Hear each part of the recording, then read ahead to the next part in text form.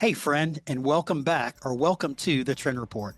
I'm excited that you've joined me today for today's conversation. I'm Sid Meadows. I'm a business advisor, coach, and longtime student of the office furniture industry. And my goal is to share information that will help you and your business move forward each and every day. And I got to tell you, I am super excited for today's conversation as we get to bring you another CEO chat with Natalie Hartkopf of Hightower. Hey, Natalie, how are you today? Hi, I'm doing great.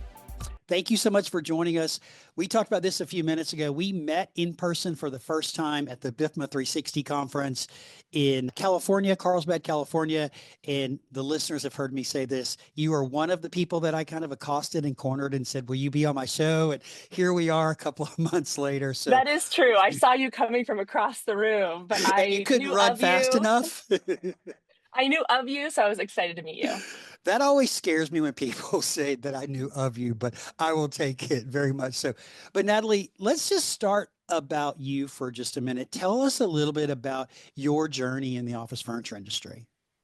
Sure. A little bit simple. I have been with Hightower. We are family founded. So I started with Hightower in around 2003. And first, we started in Seattle. I was kind of thrown into the deep end, Hmm. just going to design firms and doing presentations. And shortly after that, I moved to New York, opened our showroom at the New York Design Center, 200 Lex. Hmm. And I was there 5 years doing outside sales. I think it's a great place to start your career in the design industry. All right, wait a second. Wonderful people. One of the toughest cities in the world to work in, right? And you think Yes, a great place to start? That's surprising. amazing. I think Okay. there's just like amazing the design community, Hmm. all like so much inspiration from other industries as well, whether it's fashion or any other industry. So I loved being there those 5 years. I did, carry a lot of chairs on the subway, took, trains out to Long Island City to receive shipments. So Hmm. not all glamorous, but it was a pretty amazing That's entrance awesome. That's to awesome. the industry. And I've been with Hightower since the beginning. So we're 21, 22 years That's old at this great. point. So it's been fun. Well, you certainly have a very recognizable brand, and most people know you very much for ancillary products as well as for European design and importing, working with European partners and importing European products into the United States. In that perspective, have you or will you be launching your own products in the near future? So excellent question. And yes, so Hightower Studio is our own brand. So we do have our own products. That's something that, a handful of years after we got started, we did start purely as an importer, working with like a wonderful curation of European and mostly Scandinavian brands. Mhm. And then after a while, we realized, there's wonderful talent in High Point, and we could easily do upholstered poofs and small things. We didn't Mhm. need to import that. And so we started shifting to say we will work with our brands on things that there's been a lot of investment. Something's molded, a Yep. special tooled part, things like that.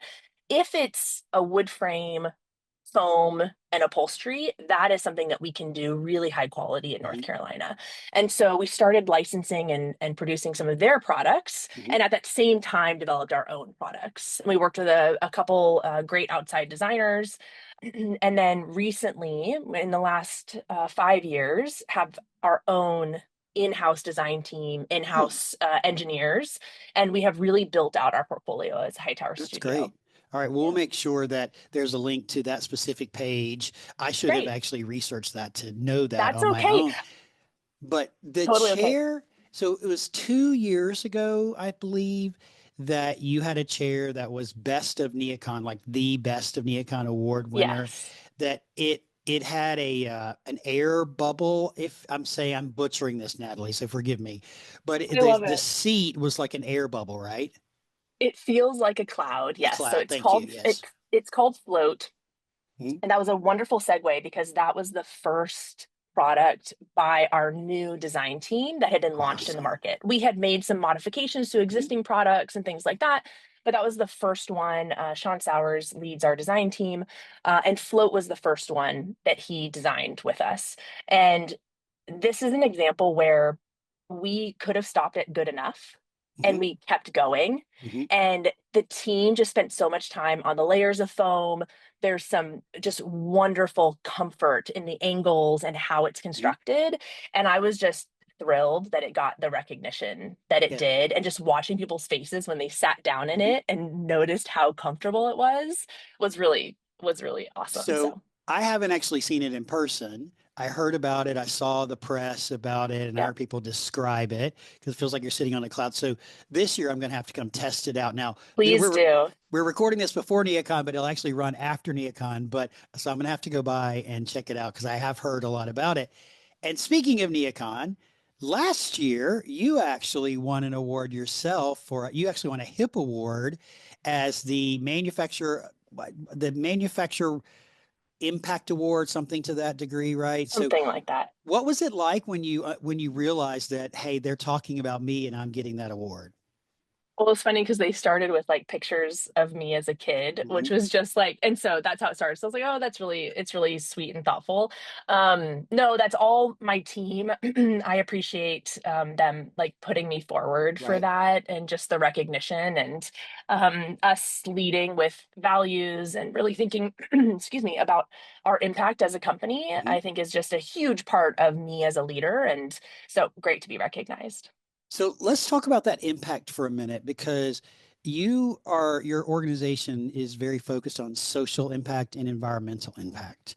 And if you go out to hightoweraccess.com, which is the website, you can see some of the things they're doing. But before we dive into some of those, let's talk about how you created that culture of impact and responsibility.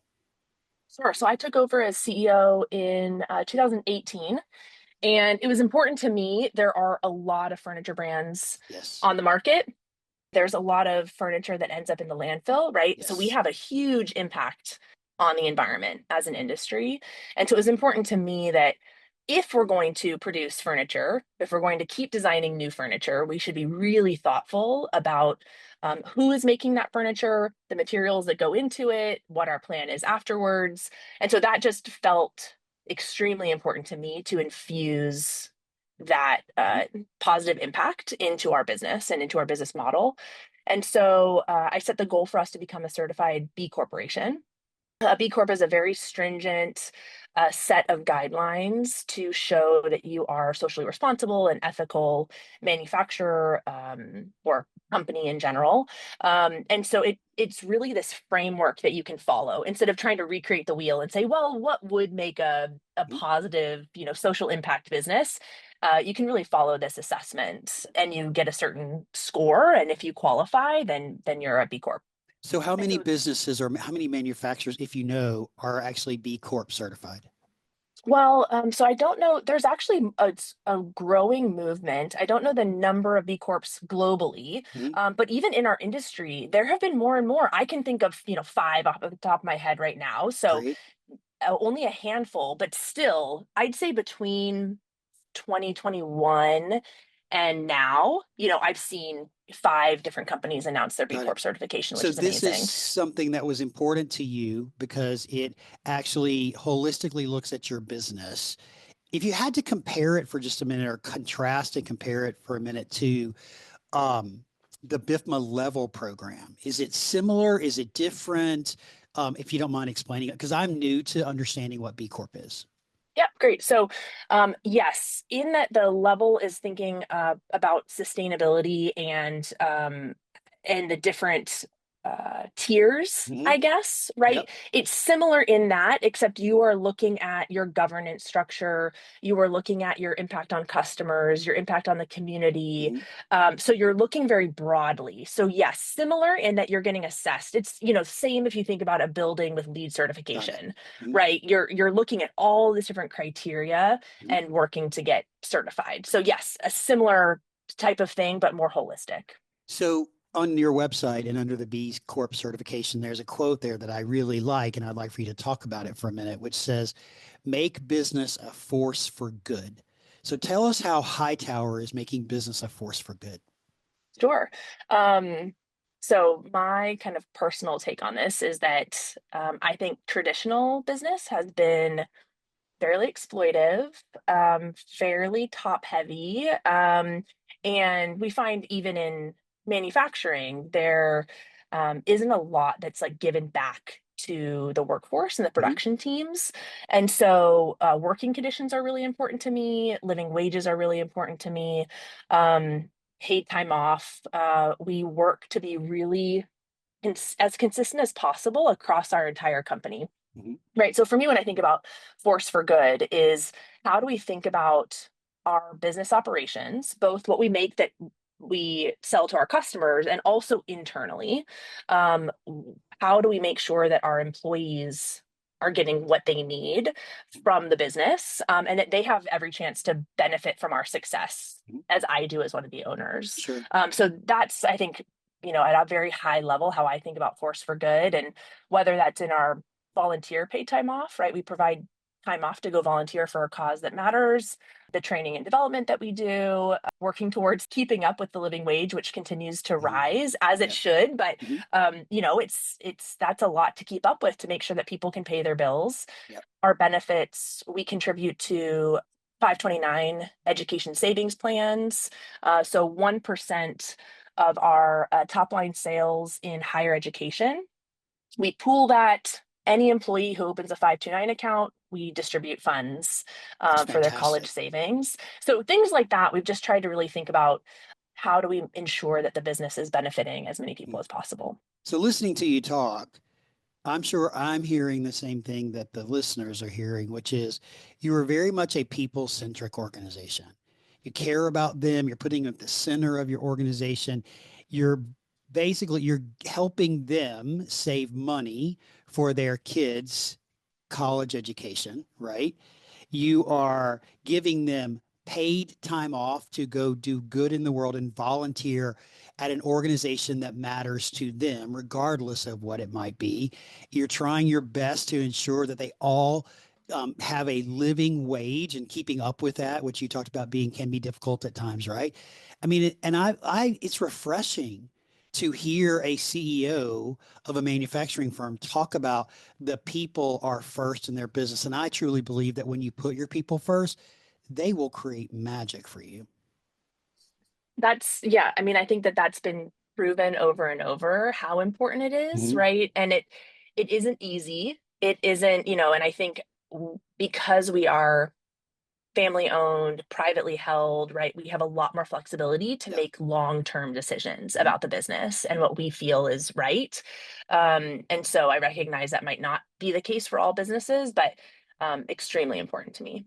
Well, in the culture that you're creating, your people see it, your people feel it, your customers will, the specifiers will all experience that culture. And it's really hard to create a world-class culture in businesses today.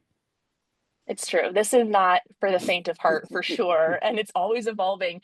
We actually brought a wonderful team member on who is a professional coach, Mhm. Dr. Kabibi Springs, and she joined us to lead our people team, Mhm. bring a coaching first management style, provide coaching, whether you are a production team member, a first time manager, or a VP.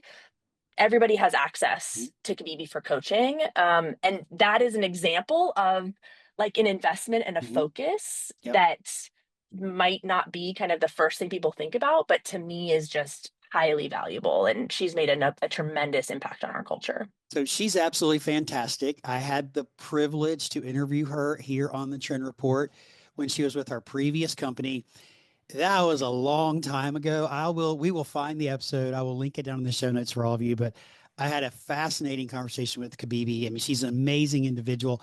And ironically, out of all the, it's probably been 2 to 3 years. I've yet to meet her in person. So one day, Kabibi, if you're listening, one day we're gonna have a hallway hug, is what I'm starting to call them.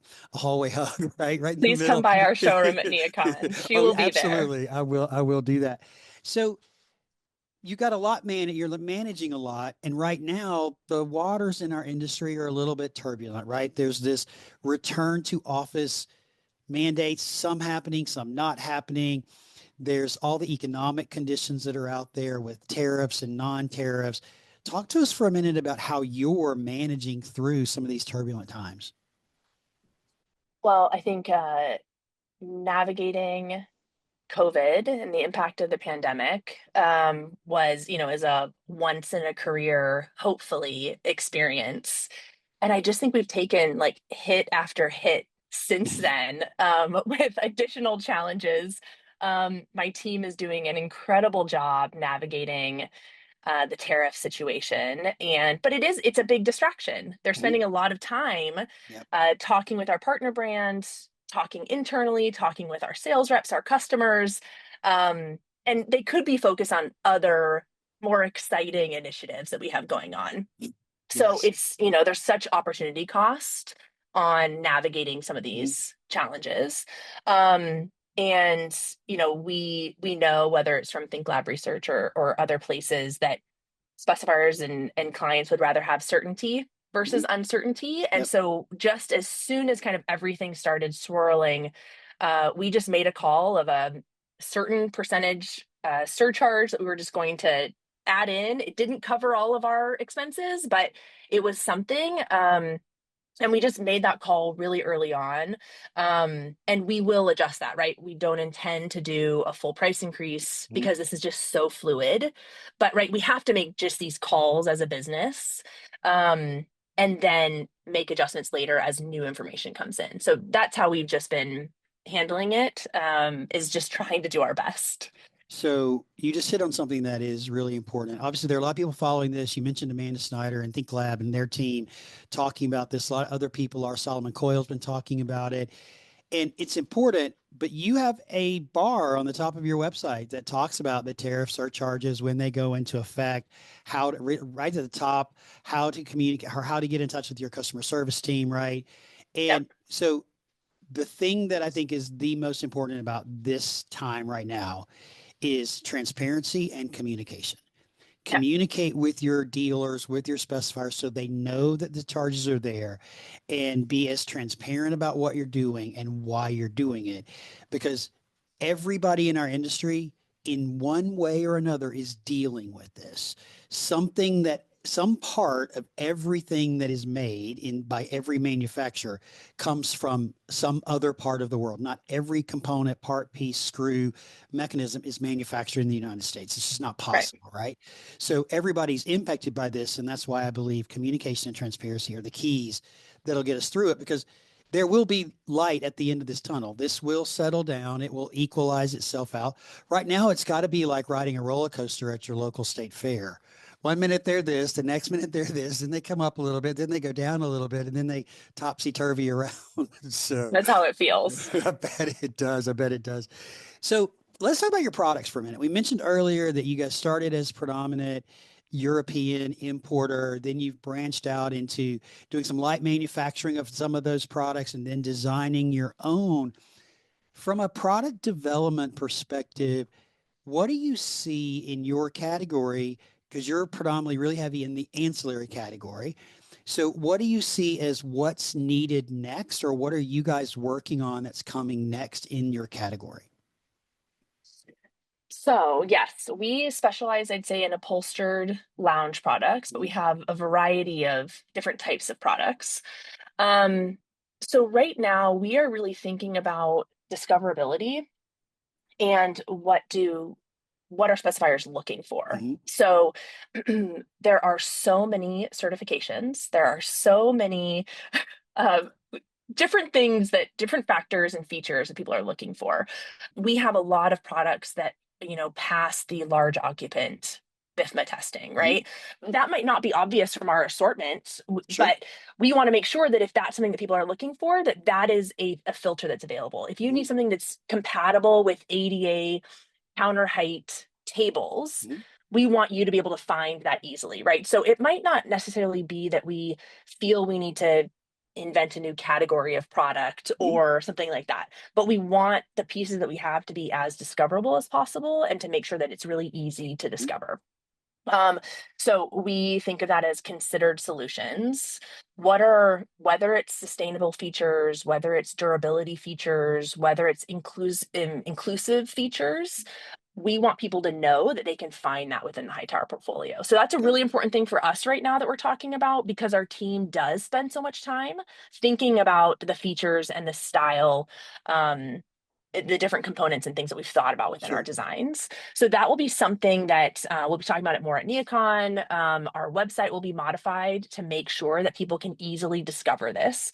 Mm. So that's a big focus of ours right now. I think the other thing that our team is really thinking about is how do we take our existing portfolio and make those products better? That's a very common thing Yep. that we do in the industry.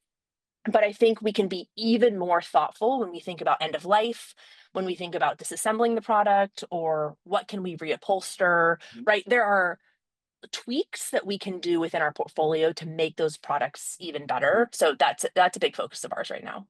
So there are two things there that really stand out to me. One of them was you mentioned discoverability, and you were talking specifically about, and I kind of chuckled a little bit. Some of you may have heard it under my breath about all the different regulations, guidelines, right? What do you have an opinion, Natalie, as to why we don't have a standard around this? Because BIFMA's got this, Leeds got this, somebody else has that, Green Guard has this, right? And then you have no offense to any interior designer listening to this, but you have an interior designer that heard about BIFMA level 3 and says all products must be BIFMA level 3. And what they don't realize is they likely just eliminated 80+% of the brands that they would want to consider because it's so hard to be BIFMA level 3 certified, right? So do you have an opinion about how we might do this better moving I have forward? I have so many opinions. I do not have a solution, but I have a Yep. lot of opinions. Um, I do think that there are people trying to do this. Mhm. So I'm a big fan of Annie Bevan. Annie is the CEO of Mindful Materials and also Parallel. I think the Common Materials Framework is trying to tackle this to say, look at all these different certifications. Yep. Here are the key buckets. Are we talking about climate? Are we talking about human health? Mhm. Are we talking about what are we talking about, right? And Yep. let's be really clear about this bucket. So I think that's really Mhm. helpful.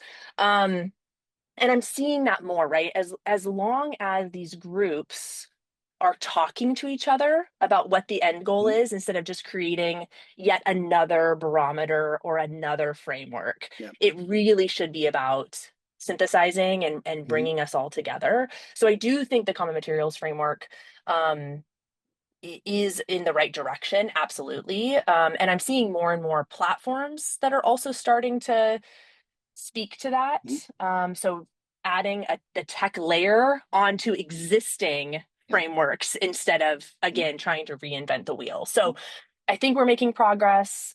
I think this has been, at least for me, 10 plus years, Yep. of seeing people working to bring us closer to one thing. I don't think we're ever going to get there. I think the target will continue to move, Mhm. and that's hard, especially for small manufacturers Yep. where we want to do a lot of things, but we can't do everything and Sure. we have to make choices.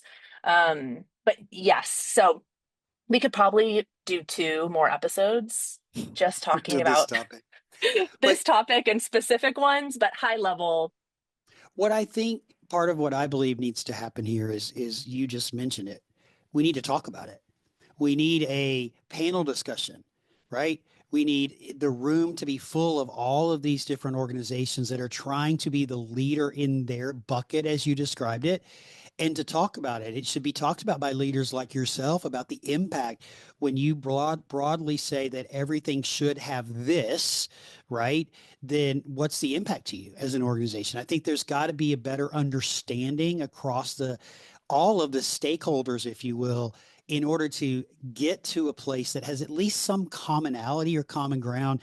You mentioned Mindful Materials. They were on the show, the podcast last year.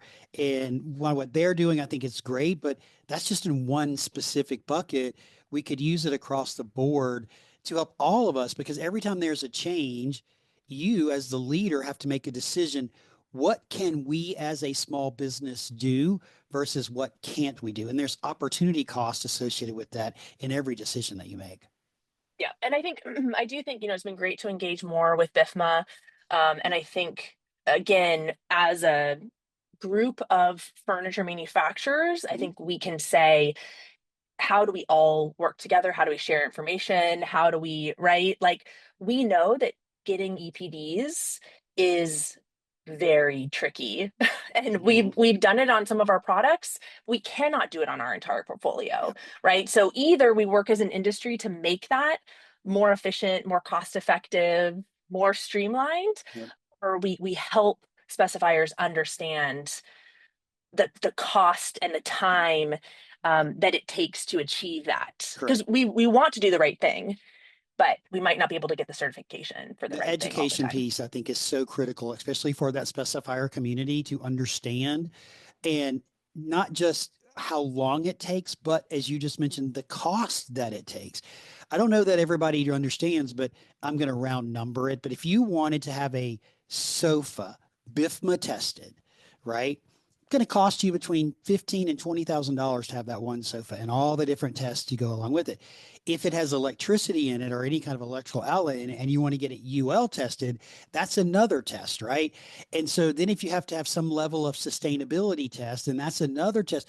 And for one product, this all adds up. And that unfortunately factors into the pricing to the end consumer as to what the product costs. So there's a lot of education, I think, in our industry that needs to happen across the board to understand these guidelines better so that we can do what's best for each of our businesses, basically.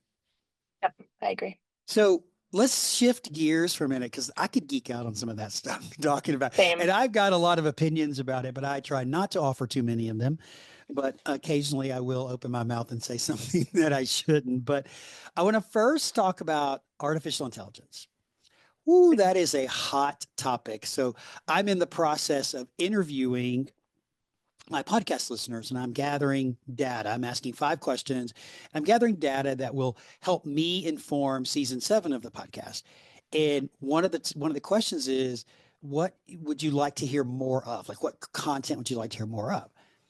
Every person I've talked to has said, I'd really like to hear more information about AI. So, how's AI impacting your business? And are you doing something really unique with AI that you could share with us? Sure. We actually have an internal training coming up next week about Awesome. AI. So our people team puts on a lot of internal trainings. This is also a topic internally people are curious about. And so we'll talk about just the current state of AI at a very high level. Mhm. We'll talk about the common tools. We'll talk about kind of our internal policies. And then we'll go through some exercises, have people try it out to just get comfortable. So it is something we're talking about internally. I am very supportive of using AI. I use it regularly, whether it's just ChatGPT, whether it's Perplexity. Um, Two of my I favorites. love, yes, I love Notebook LM. So we use Google Mhm. Suite.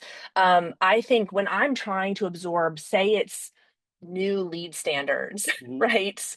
Um, and it's just really dense information. That putting in that with other kind of industry, environmental studies or things like that, and then getting high level insights or kind of the podcast style report out that they do, to me, that's a great way for me to absorb Mhm. the information without reading a 200-page PDF. Sure. So I think there's just basic time savings, right? And I'd say Mhm. that's probably internally where I'm talking with the team about supplementing. We are a small team.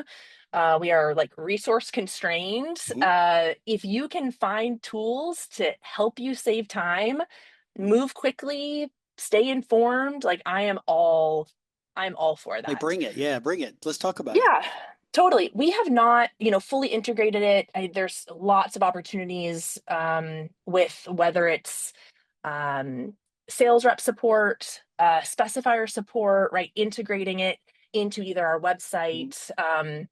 I see lots of opportunities with all of the product data Yep. that we have for internal tools or allowing our sales reps to get immediate information, right? They're Mhm. responding to an email at 10 p.m. for a customer. They can't reach our team.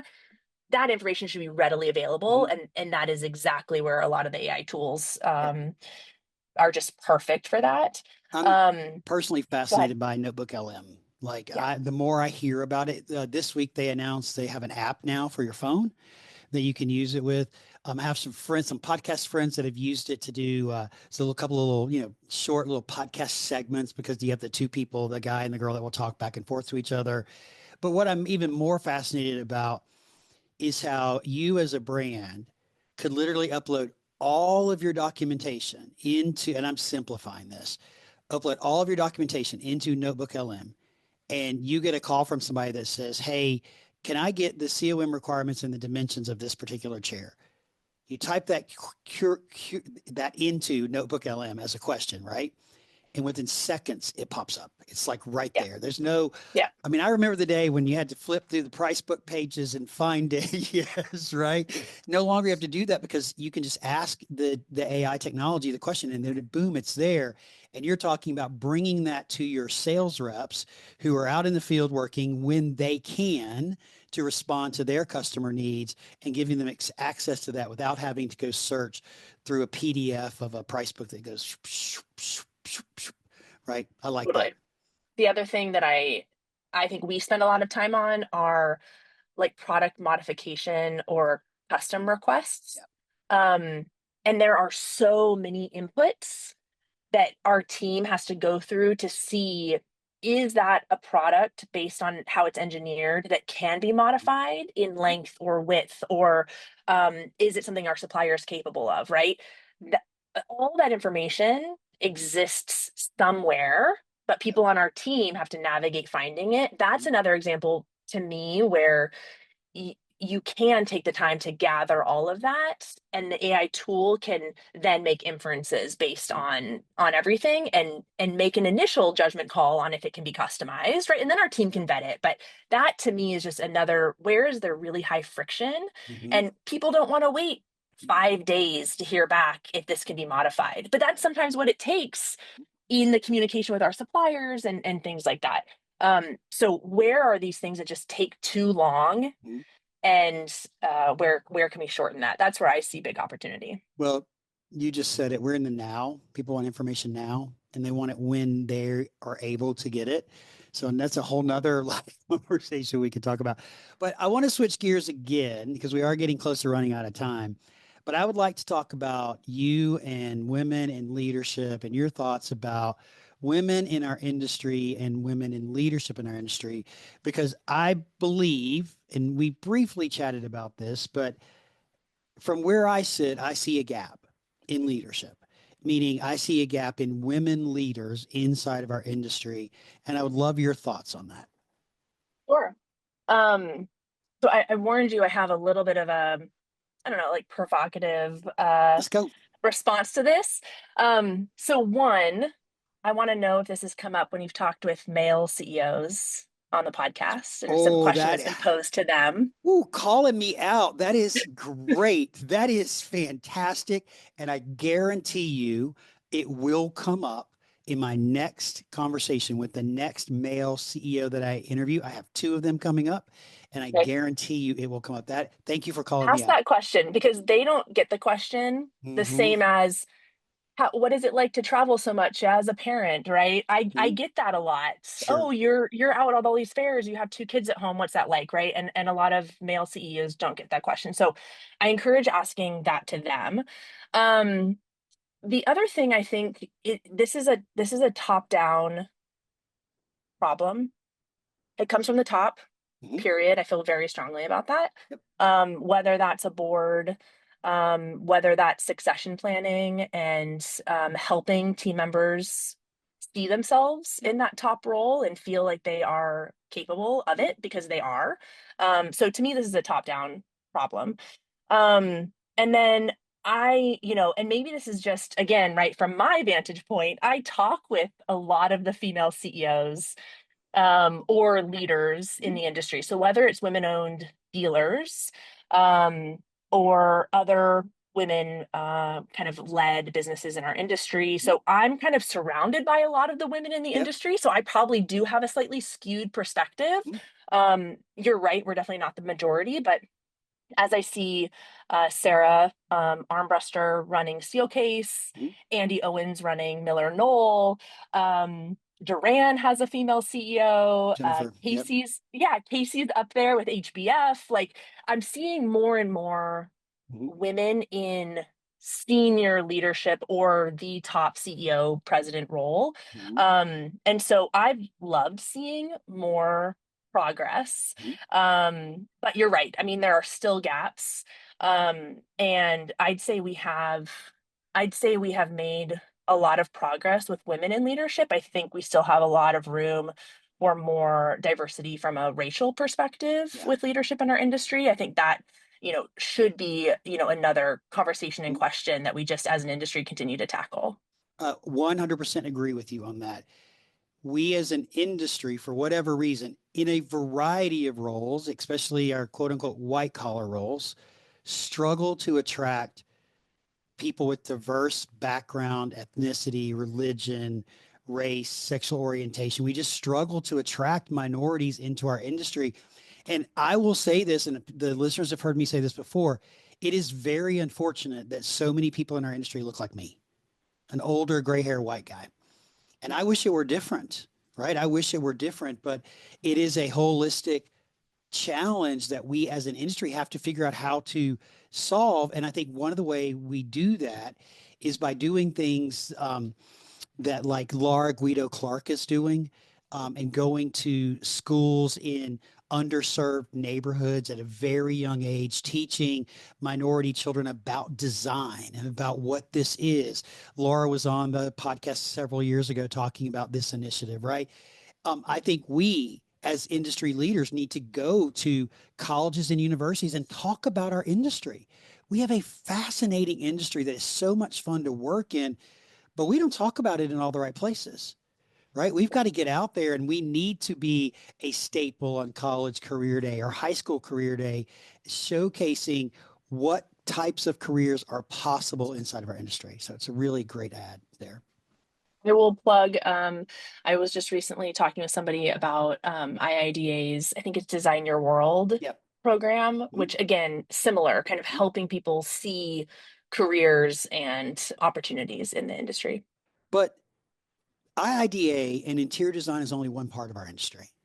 Only one part. I totally agree. Yeah. And where are the other opportunities, whether it's Yeah. in dealership or other parts or Yeah. manufacturers that Manufacturing, right? also show, Because when you talk to people about our industry, they're like, wait a minute, people actually make furniture, their company. I'm like, how do you think all this furniture got into this building? Like, did you think they just twitched their nose and like it showed up? Because no, it didn't. But when you really start to look into the engineering, the manufacturing, the design, customer service, right? All these different, customer experience, right? When people come to your factories, you have customer experience people, you have events people. I mean, there's so many opportunities inside our little ecosystem. We just have to do a better job at talking about it, in my yeah, opinion, and agreed. it'll help us all, right?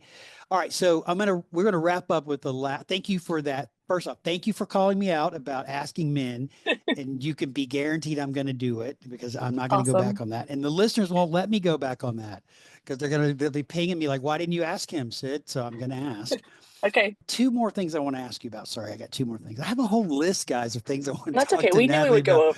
go over. Yes, we did. So I love the fact that I saw from you a couple of months ago that you created or you were part of a creation of the Nomad Collaborative Showroom in New York with Karen John of Heartwork.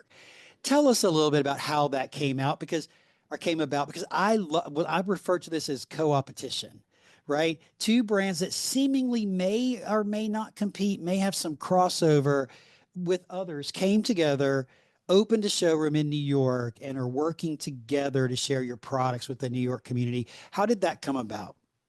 Sure. So again, Karen, I got connected to Karen as another female leader in the Mhm. industry. We, we just talk off and on about what we're seeing and, kind of different initiatives or things that we're doing within our businesses. And she had mentioned, hey, I've really got to think about my showroom space. Do I go to a different showroom? What should I do? What are you doing? Right. So we were just talking about our showroom strategy. Mhm.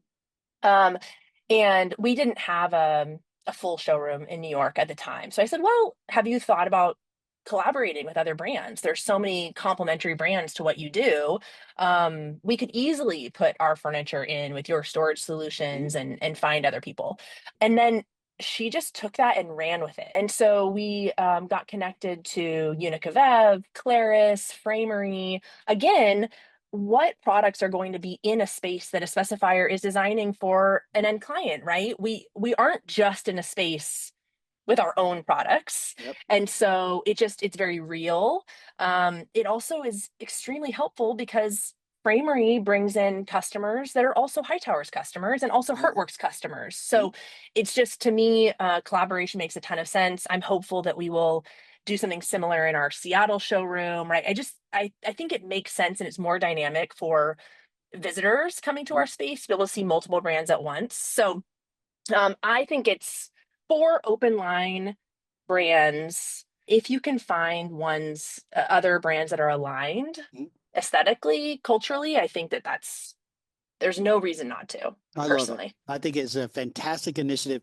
When I saw the LinkedIn post, I'm like, wait, this is really cool. Like, kudos to you guys for doing it. So, last question, then I'm going to let you go back to doing your real job, which is not talking to me, right? So, you guys made the decision to not renew your lease at the Merchandise Mart. So that means that this NeoCon is your last NeoCon at the Mart. Where is Hightower going next? What can we expect from you guys as it relates to leaving the Merchandise Mart? And then, if you don't mind also sharing, what was the catalyst that made you say, it's our time to leave the Mart? yep. Great question. This is definitely very bittersweet. Hightower had never shown at NeoCon until 2019. So this was something that I took on when I kind of took over Hightower and felt like we were at a point as a brand that we could do it. We could do a showroom in a way that I felt represented us. Yep. And so 2019, we signed a 5-year lease. Amazing timing to sign a lease for a showroom right before COVID. So highly recommend. But we had this beautiful space. We took part of Noel's old space. We opened up the light well. It's just like such an incredible space. And we talked early on that we were going to redesign that space 3 times.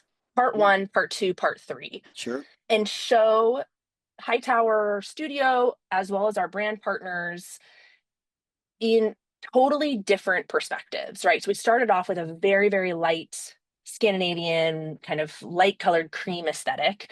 Then we went to this very dark and moody burgundy luxe kind of hospitality aesthetic. And then we went to this very poppy Harry Styles as a showroom, kind of glitz, lots of patterns, right? And we said, we really want people to see us in different ways because we are, they have the canvas, our furniture can go in any type of space. You pick the finishes, you decide what it looks like, right? And so when we finished part 3, I felt like we had kind of done what we set out to do. I'm super proud of how we showed up at NeoCon, super proud of winning, best small showroom multiple times. And your so award I feel list like goes on and on of all the things that you've won. each time we redesigned it, we won, which was very exciting and just showed the amount of time and attention that our team put into those showrooms. I think we brought good energy to, that floor. And so for me, I felt like we were done redesigning that space. I think it's easy for something to get stale, to not feel as exciting. And I would rather leave kind of on top, right? Understood. There wasn't another space that I felt was right for us. And so we did consider moving to a different space and kind of getting reinvigorated. And so what we have decided is to focus on our other showroom spaces and bringing our experience to more local markets with our sales reps. And then we'll figure out what feels inspiring, whether that's at the Mart, whether it's at Fulton, whether it's a, collaborative opportunity. But I'm a very kind of gut feeling person. And I wasn't feeling like 100% set on any one solution at the moment. So we're just going to pause. Sounds like a fantastic decision.